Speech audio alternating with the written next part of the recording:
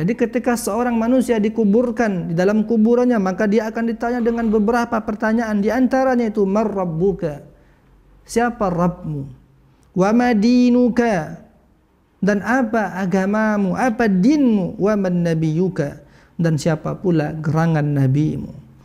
Maka orang-orang yang beriman ketika diajukan 3 pertanyaan ini, maka Allah Subhanahu wa taala akan memudahkan dirinya, akan meneguhkan lisannya untuk menjawab pertanyaan ini dengan mudah. Assalamualaikum teman-teman. Jangan lupa klik subscribe di channel Tafakur Video ya, dan aktifkan tanda loncengnya. A'udzu billahi minasyaitonir rajim. Bismillahirrahmanirrahim. Assalamualaikum warahmatullahi wabarakatuh. Alhamdulillahi rabbil alamin, wal aqibatu lil muttaqin, wala udwana illa 'alal zalimin. Ashhadu an la ilaha illallah wahdahu la syarika lah, wa ashhadu anna sayyidana wa habibana Muhammadan abduhu wa rasuluh wa saffiyuhu min baini khalqihi wa khaliluh, salawatu rabbi wa salamuhu alaihi wa ala alihi al-athhar wa ashabihi al-akhyar ila ma ta'aqaba al-lailu wan nahar wa ba'd. Ikhwah, a'azzani Allahu wa iyyakum jami'an, muslimin muslimat, wabil khusus sahabat Tafakur Channel yang dirahmati Allah Subhanahu wa taala. Alhamdulillahi rabbil alamin. Kembali kita bersyukur kepada Allah Jalla Jalaluh, karena tanpa karunia, tanpa nikmat, tanpa rezeki yang Allah anugerahkan kepada kita, maka mustahil kita masih bisa tetap hidup di bumi, di dunia yang fana ini. Maka mudah-mudahan sebagaimana yang Allah firmankan, wa may yashkur fa inna ma yashkuru li nafsihi. Barang siapa yang senantiasa bersyukur kepada Allah, berterima kasih kepada Allah Subhanahu wa taala, maka seluruh manfaat dari syukur itu justru akan kembali kepadanya, bukanlah kembali kepada Allah Subhanahu wa taala. Kenapa? Karena sejatinya Allah Jalla Jalaluh sekalipun tidak membutuhkan terima kasih dan syukur seorang hamba. Karena Allah Subhanahu wa taala tidak memiliki hajat apapun terhadap hambanya. Maka mudah-mudahan dengan banyak bersyukur kepada Allah Subhanahu wa taala, Allah kembali menambahkan nikmat demi nikmatnya kepada kita semua, yang mudah-mudahan dengan penambahan nikmat tersebut hendaknya bertambah pula ibadah kita, bertambah pula kedekatan kita kepada Allah Subhanahu wa ta'ala. Amin ya rabbal alamin. Kemudian ikhwah yang dirahmati Allah Subhanahu wa ta'ala, nusalli wa nusallim ala sayyidi khalqillahi ajma'in. Tak lupa pula kita bersalawat serta mengirimkan salam kepada baginda Rasulullah Muhammad sallallahu alaihi wasallam, dengan bersama-sama kita mengucapkan Allahumma salli ala sayyidina Muhammad wa ala ali sayyidina Muhammad. Mudah-mudahan kita berdoa kepada Allah Subhanahu wa taala dengan wasilah salawat, dengan perantara salam yang kita kirimkan kepada Rasulullah sallallahu alaihi wasallam, kita semua hendaknya termasuk dalam golongan umat beliau yang kelak akan mendapatkan syafaat dari Rasulullah sallallahu alaihi wasallam. Amin ya rabbal alamin. Ikhwan dan akhwat, a'azzani Allahu wa iyyakum jami'an. Alhamdulillah, pada pertemuan yang lampau telah pun kita membahas tentang kehidupan setelah kematian. Kita telah menjabarkan bahwa wa inna ad-daral akhirata lahiyal hayawan, bahwa sesungguhnya kalau kita bicara tentang hakikat kehidupan yang sesungguhnya, maka Allah Subhanahu wa taala menjelaskan dalam surah Al-Ankabut, tepatnya ayat yang ke-64, Allah berfirman, wa ma hadhil hayatud dunya illa lahu wa la'ib wa inna ad-daral akhirata lahiyal hayawan law kanu ya'malun. Sahabat yang dirahmati Allah Subhanahu wa taala. Allah mengatakan wa ma hadzil hayatud dunya. Allah ingatkan kita bahwa sesungguhnya kita yang hidup di bumi saat ini, ketahuilah wa ma hadzil hayatud dunya, sungguh tidaklah kehidupan dunia ini illa lahu wa la'ib, kecuali hanyalah sesuatu yang sifatnya adalah sandiwara, yang sifatnya penuh dengan permainan, yang maknanya adalah bahwa hidup di dunia ini hanyalah sesuatu yang sebentar. Ibarat mungkin kalau kita bisa ilustrasikan, seseorang yang kemudian bermain teater, bermain di panggung, yang tidak akan mungkin dia akan berada di atas panggung tersebut untuk selama-lamanya.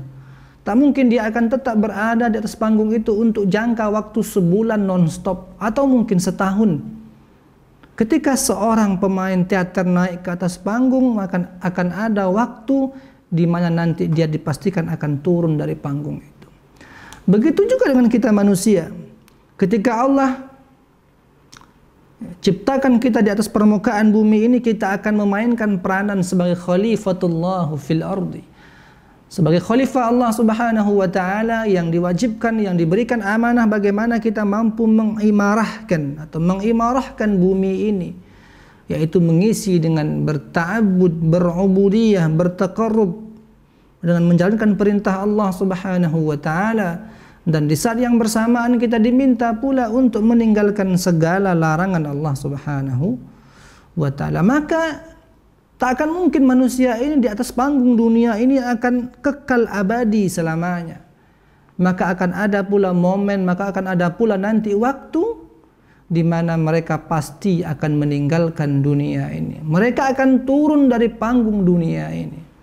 Makanya baginda sallallahu alaihi wasallam menjelaskan kepada kita dalam sabdanya, wa amaru ummati ma bainas sittin was sab'in.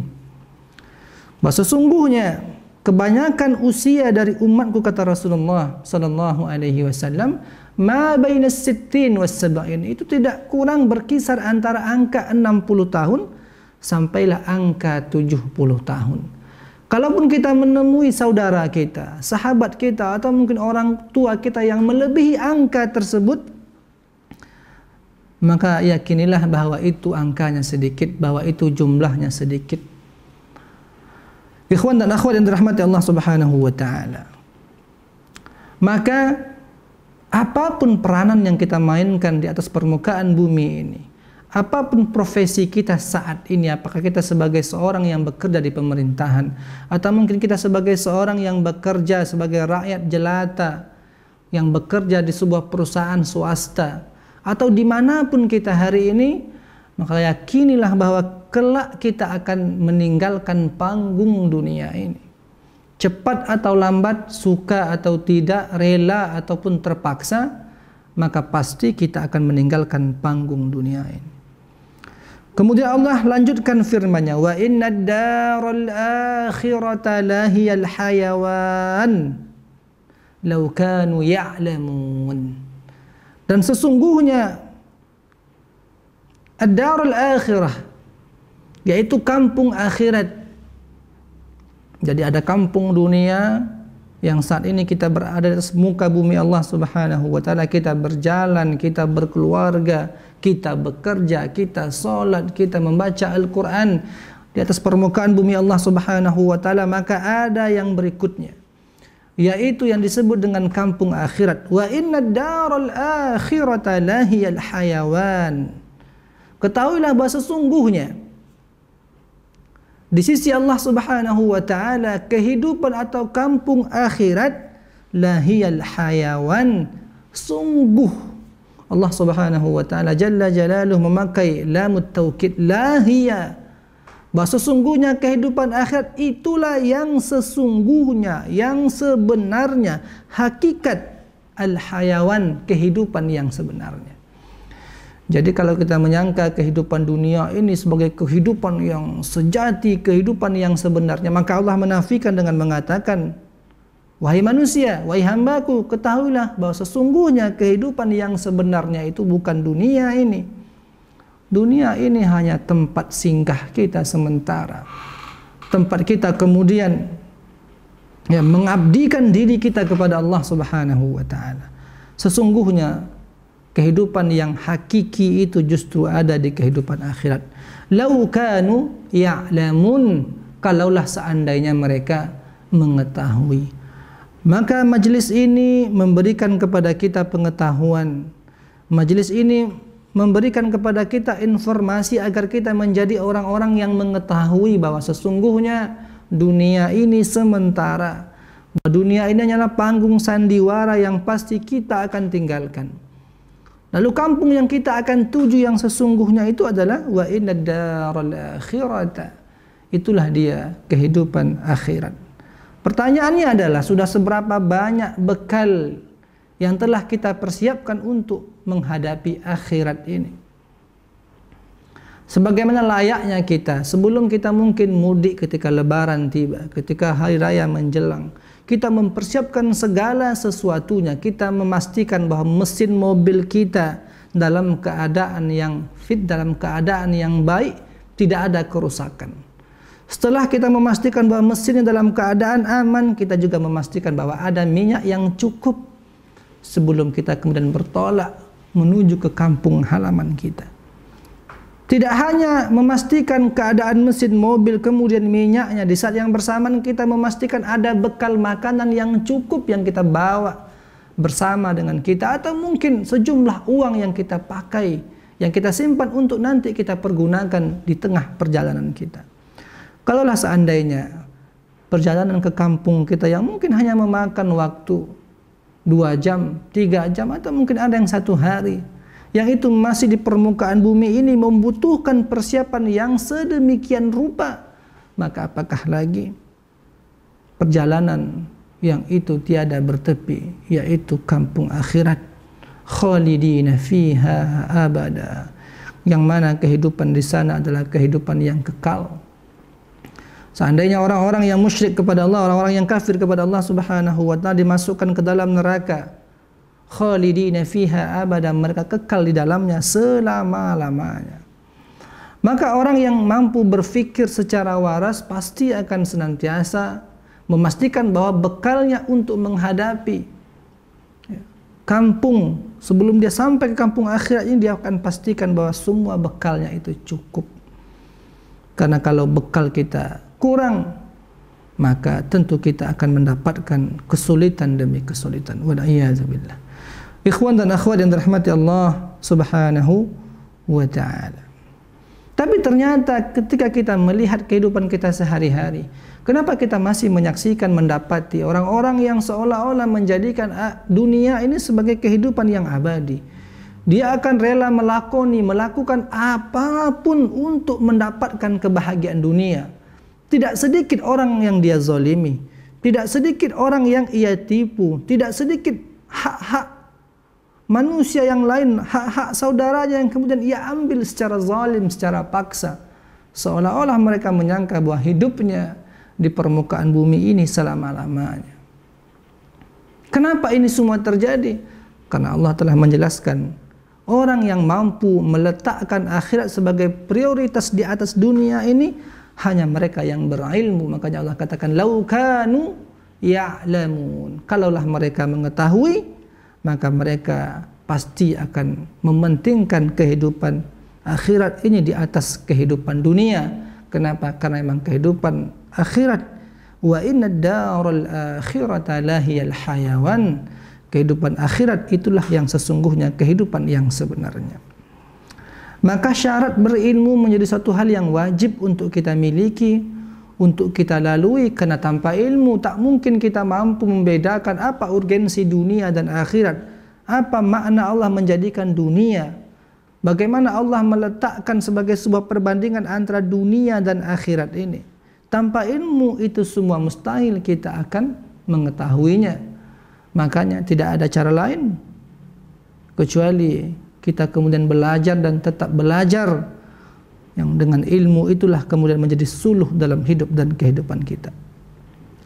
Ikhwan dan akhwat yang dirahmati Allah Subhanahu wa taala, tentu kehidupan setelah kematian Yang pertama itu adalah yang disebut dengan alamul barzakh, atau yang disebut juga sebagai alamul kubur, sebagaimana yang disebutkan oleh Utsman ibnu Affan bahwa beliau pernah mendengar sabda Rasulullah sallallahu alaihi wasallam, innal qabra awwalu manzilin min manazili al-akhirah.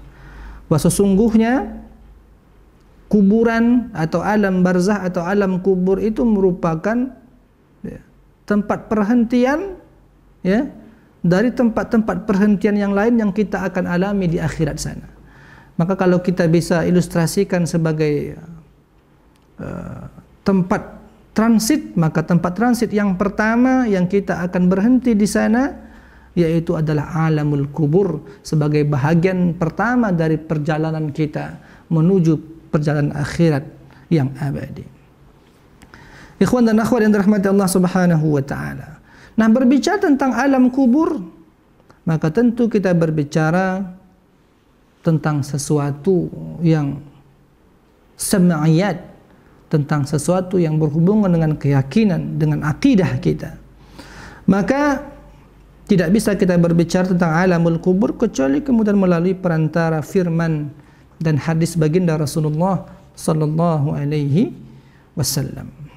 Nah, disebutkan bahwa sebagai contoh dalam surah Ibrahim ayat yang ke-27, Allah Jalla Jalaluhu berfirman, ba'da na'udzubillahi minasyaitonir rajim, bismillahirrahmanirrahim, yuthabbitullahu alladhina amanu bilqawlis tsabiti fil hayatid dunya wa fil akhirah wa yudhillullahu adh-dhalimina wa yaf'alullahu ma yasha'.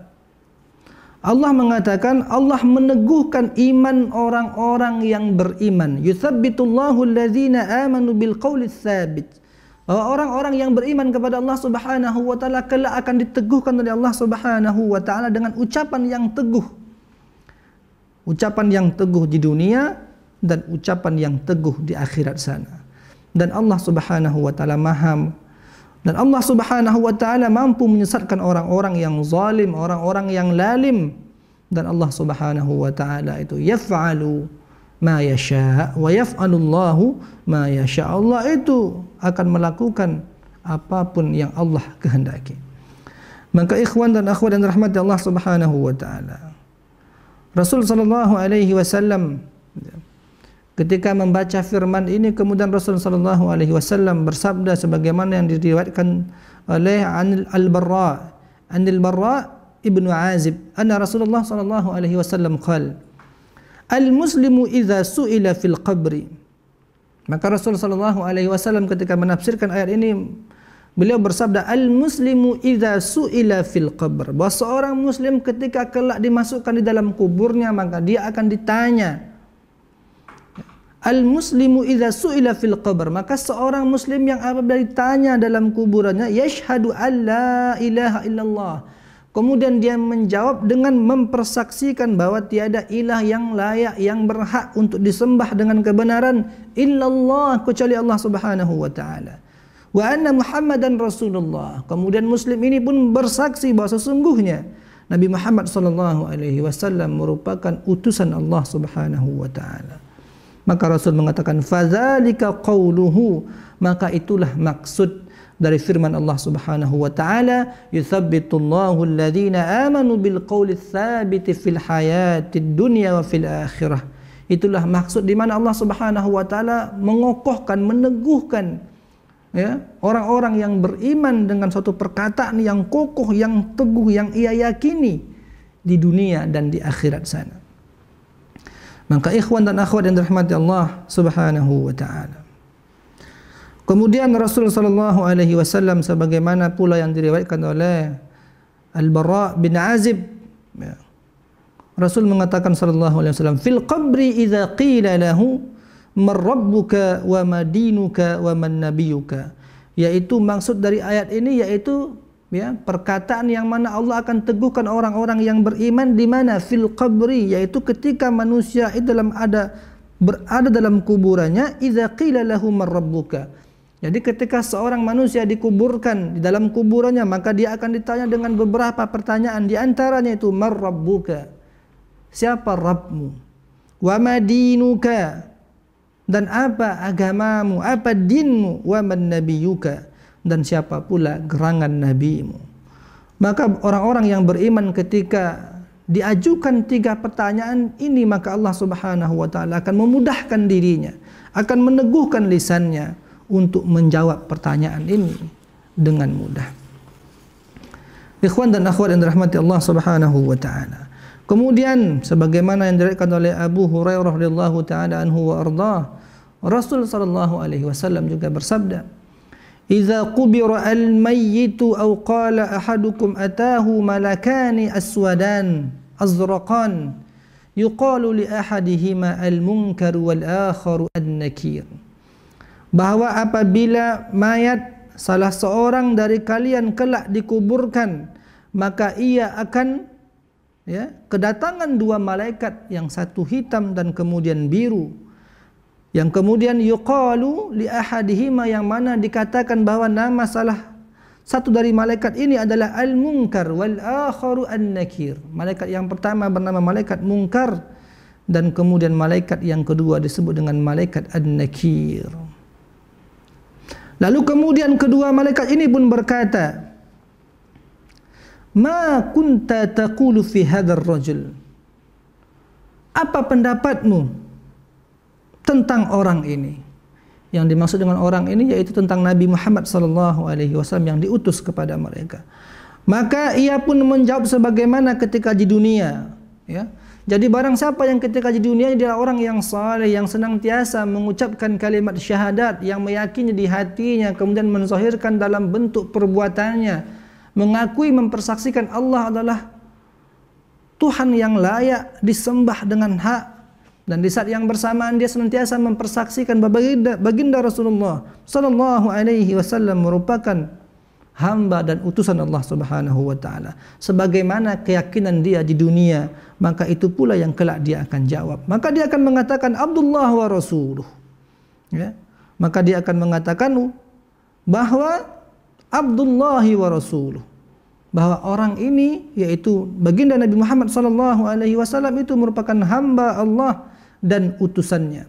Asyhadu an la ilaha illallah wa anna Muhammadan abduhu wa rasuluh. Kemudian si muslim ini kemudian mempersaksikan bahwa sesungguhnya tiada ilah, tiada Tuhan, tiada Rabb yang layak disembah dengan kebenaran kecuali Allah Subhanahu wa taala. Wa anna Muhammadan abduhu wa rasuluh, dan sesungguhnya Nabi Muhammad sallallahu alaihi wasallam merupakan hamba Allah dan utusan. Fayaqulan, lalu kemudian 2 malaikat ini pun berkata, qad kunna na'lamu annaka taqulu hadza. Sungguh kami telah mengetahui bahwa kamu akan mengatakan perkataan yang demikian. Thumma yufsahu lahu fi qabrihi 70 dhira'an fi 70. Lalu kemudian kuburan muslim ini pun diperluas oleh Allah Subhanahu wa taala sebanyak 70 kali 70 hasta. Dan kemudian thumma yunawwiru lahu fi. Kuburan si fulan ini ketika mampu menjawab pertanyaan kuburan tersebut akan diluaskan oleh Allah Subhanahu wa taala 70 dhira'an fi 70, yaitu 70 kali 70 hasta. Tidak hanya itu, summa yunawwiru lahu fi, kemudian Allah berikan dalam kuburnya yang gelap tersebut cahaya yang menerangi dirinya. Kemudian summa yuqalu lahu nam, lalu kemudian dikatakan kepada muslim tersebut, istirahatlah kamu, tidurlah kamu. Ya, fayaqulu, lalu kemudian muslim ini pun berkata, arji'u ila ahli fa ukhbiruhum, aku ingin kembali ke rumah untuk memberitahu keluargaku. Fayaqulan, lalu kemudian 2 malaikat ini pun berkata, nam kanaumatil arusi alladhi la yuqizuhu illa ahabbu ahlihi ilaihi hatta yab'athahu Allahu min madja'ihi dhalik. Lalu kemudian malaikat ini pun berkata kepadanya, tidurlah kamu sebagaimana tidurnya pengantin baru. Tidak ada yang dapat membangunkannya kecuali orang-orang yang paling dicintainya, sampai kelak Allah membangkitkannya dari tempat tidur tersebut. Ikhwan dan akhwat yang dirahmati Allah Subhanahu wa taala. Beginilah keadaan orang-orang yang beriman kepada Allah Subhanahu wa taala. Sebelum dia mendapatkan nikmat dari nikmat syurga, dia telah mendapatkan nikmat dari nikmat kuburan. Ya, yastarih, dia akan beristirahat dari min nasabid dunya wa adzahu. Orang yang beriman ketika meninggal dunia, maka dia akan diberikan nikmat dari nikmat kubur tersebut. Dia akan merasakan kenyamanan, merasakan kelapangan, ada cahaya, dia mampu beristirahat sampailah kelak Allah bangkitkan dia. Lalu bagaimana dengan orang-orang yang munafik, orang-orang yang kufur kepada Allah Subhanahu wa taala? Maka hadis ini melanjutkan, wa in kana munafiqan qal. Lalu seandainya dia adalah orang yang munafik, maka ketika ditanya, maka dia akan menjawab, sami'tun nas yaquluna faqultu mislahu la adri. Dia pun akan mengatakan, orang-orang munafik ini akan mengatakan, dulu aku mendengarkan, aku mendengar orang-orang mengatakan, aku pun sekedar mengikutinya dan saya tidak tahu. La adri, dia pun tidak tahu tentang Nabi Muhammad sallallahu alaihi wasallam. Lalu kemudian fayaqulan, kedua malaikat ini pun berkata, qad kunna na'lamu annaka taqulu dzalik. Sungguh kami telah pun mengetahui bahwa kamu akan mengatakan bahwa kamu tidak tahu tentang siapa, ya, manusia mulia yang diutus kepadamu ini. Fayuqalu lil ardi, maka dikatakan kepada bumi, kepada tanah kubur tersebut, ya, iltaimi alaihi, ya, himpitlah dia, ya, fataltaimu alaihi, maka ketika diperintahkan tanah ini kemudian menghimpit, ya, sehingga apa yang terjadi? Maka dihimpitlah jenazah tersebut sampai tulang rusuknya. Fatakhtalifu fiha adla'uhu, sehingga berserakan, hancur leburlah tulang-tulang rusuknya. Fala yazalu fiha mu'adzaba hatta yab'athahu Allahu min madja'ihi dzalik. Dan dia akan senantiasa berada dalam kondisi tersebut. Ketika tak mampu dia menjawab tentang siapa yang diutus kepadanya, tak mampu dia mengenal Nabi Muhammad sallallahu alaihi wasallam, karena di dunia dia berpaling dari ajaran Rasulullah sallallahu alaihi wasallam, karena ada kemunafikan di hatinya. Lalu dia akan diazab oleh Allah Subhanahu wa taala. Kubur yang sempit itu semakin dihimpitkan ke jasadnya sehingga hancur leburlah tulang belulangnya. Dan yang lebih daripada itu, fala yazalu fiha mu'adzaba hatta yab'athuhu Allahu min madja'ihi dzalik. Maka dia akan senantiasa mendapatkan azab kubur tersebut sampai kapan? Sampailah terjadinya hari kiamat, sampai terjadinya hari yang berbangkit. Wal iyaz billah, tsumma na'udzu billah min dzalik. Ikhwan dan akhwat yang dirahmati Allah Subhanahu wa taala. Maka itulah di antara pertanyaan-pertanyaan yang kelak akan ditanyakan, ya, di dalam kubur kita.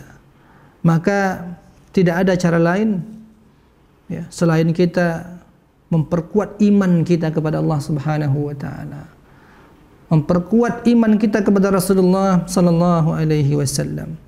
Bahwa sungguh pertanyaan kubur ini sekalipun telah kita ketahui apa bentuk pertanyaannya, maka sejatinya menjawab pertanyaan kubur itu tidak sama dengan ketika kita menjawab pertanyaan yang sama ketika di dunia. Kita mungkin mampu menghafal pertanyaannya dan juga menghafal jawabannya ketika di dunia. Tapi seandainya jawaban dan pertanyaan itu hanya sesuatu yang kita hafal di lisan kita, maka bisa dipastikan kita tidak akan mampu menjawabnya ketika di kubur sana. Maka yang menentukan seorang manusia apakah dia mampu menjawab atau tidak, yaitu bagaimana dia menjalani hidup dan kehidupan ini. Ketika tinggi takwanya kepada Allah Subhanahu wa taala, ketika banyak ibadahnya kepada Allah Subhanahu wa taala, ketika takut dia kepada Allah Subhanahu wa taala, dengan takutnya dia mampu mengisi hari demi harinya dengan amal kebaikan, maka itulah yang kelak akan membantunya untuk memudahkan dirinya dalam menjawab pertanyaan kubur ini.